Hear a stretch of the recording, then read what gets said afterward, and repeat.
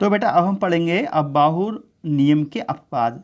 तो अब्बाहु नियम के अपवाद कौन से होंगे? जैसे कि हम इलेक्ट्रॉनिक विन्यास कर रहे हैं और अब्बाहु के रूल से करें, लेकिन बहुत सारे इलेक्ट्रॉनिक विन्यास ऐसे होंगे जो अब्बाहु रूल के साथ तो सही होंगे, लेकिन रियल में एक्सपेरिमेंट में देखा जाता है तो वो इलेक्ट्रॉनिक विन्यास गलत बैठता है। तो जो गलत बैठता है उसको ही हम अब्बाहु नियम का अपवाद कहते हैं।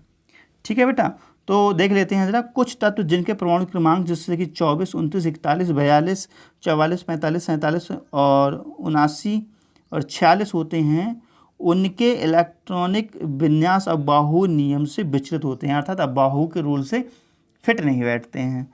तो वो देखते हैं क्या है। देखो, अब्बाहु रूल के अकॉर्डिंग 24 का इलेक्ट्रॉनिक कॉन्फ़िगरेशन क्या होना चाहिए?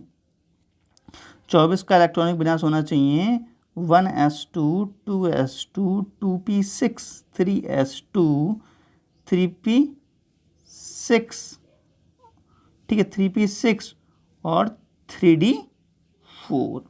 ये तो है 24 का इलेक्ट्रॉनिक विन्यास। ठीक है, देखो देखो बेटा, ये हो गए 10 इलेक्ट्रॉन भर गए और ये हो गए तुम्हारे 10, और यहाँ पे तुम्हारे ये तो गड़बड़ बैठ रहा है लग रहा है। चलो देखते हैं, चलो ऐसा करते हैं, फिर से लिख के देखते हैं इलेक्ट्रॉनिक विन्यास का। ठीक है, 24 का, दो बेटा उसमें कहीं मिस्टेक हो गई थी अभी। 24 का 1s2 2s2 2p6 3s2 3p6 4s2 3d4, ये हमने अब्बाहु के रूल के अकॉर्डिंग लिखा है। ठीक है, अब देखो 24 हो गए ना, हुआ देखो बेटा, यहाँ से ये हो गया, दो 10 20 और 4 24।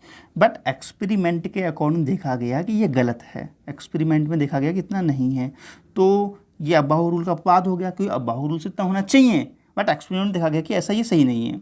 तो रियल में इसका क्या होता है बेटा? एक्सपेरिमेंट में देखा गया कि इसका होगा 4s1 और 3d5, ये होगा।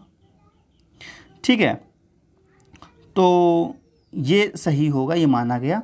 तो इस वाले को इलेक्ट्रॉनिक विन्यास को माना गया अशुद्ध है, अब्बाहु रूल वाले को, और सही वाला ये माना गया। तो एक तो ये अपवाद हो गया। ठीक है, और दूसरा 29, तो 29 का हम इलेक्ट्रॉनिक विन्यास लिखते हैं तो इसमें भी 4s2 3d9 आता है।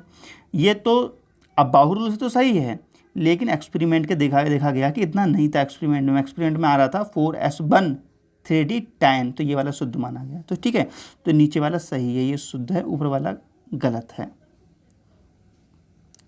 देखते हैं 79 का, तो इसका इलेक्ट्रॉनिक विन्यास ये है, अशुद्ध माना गया, बट शुद्ध इसका ये लिखा हुआ है। ठीक है, 41 का इलेक्ट्रॉनिक विन्यास ये है। ठीक है, तो ये वैसे तो अब्बाहु रूल से तो सही है, लेकिन जब एक्सपेरिमेंट देखा गया तो ये गलत था। एक्सपेरिमेंट में ये वाला इलेक्ट्रॉनिक विन्यास देखा गया, तो आप ये नोट कर लेना। ठीक है, और 41 का बेटा इलेक्ट्रॉनिक विन्यास ये है, शुद्ध, उसके अशुद्ध है, मतलब अब्बाहु रूल के हिसाब से सही है ये वाला। ठीक है, लेकिन एक्सपेरिमेंट में देखा गया तो सही ये वाला बैठा। तो ये सब कॉपी में हम नोट कर लेंगे, इनको प्रैक्टिस करके याद करेंगे। 42 में देखिएगा, ये वाला इलेक्ट्रॉनिक विन्यास अब्बाहु के रूल से है, लेकिन एक्सपेरिमेंट देखा गया कि ये वाला सही है, नीचे वाला। ठीक है, ये जो है लिखा हुआ शुद्ध वाला। तो इस प्रकार मैंने काफ़ी एग्जाम्पल दे दिए हैं, तो ये सब अपनी कॉपी में नोट कर लेना। ठीक है, तो अब्बाहु रूल के अब बात समझ में आ गए आपके लिए। अब हम देखेंगे धनायनों के इलेक्ट्रॉनिक विन्यास कैसे करे जाते हैं। ठीक है बेटा, तो उसके बाद हम लोग देखेंगे कलर छांटने वाला। तो सबसे पहले चलो धनायनों का इलेक्ट्रॉनिक विन्यास सीख लो। अच्छा देखो बेटा, धनायनों का इलेक्ट्रॉनिक विन्यास, चलो ये नेक्स्ट वीडियो में देखना तुम। ठीक है, चलो इतना ही देखो, अब अब्बाहु के रूल देखो। Okay, bye bye.